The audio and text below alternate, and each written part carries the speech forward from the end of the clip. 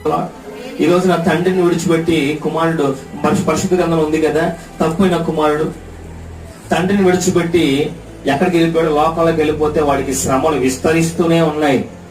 ధనవంతుడు కాస్త పందులు పొట్టు తినే శ్రమలకు వెళ్ళిపోయాడు, సావు బతుకుల మధ్యకి వెళ్ళిపోయాడు. తర్వాత తప్పు తెలుసుకుని మళ్ళీ ఎక్కడికి వచ్చాడు?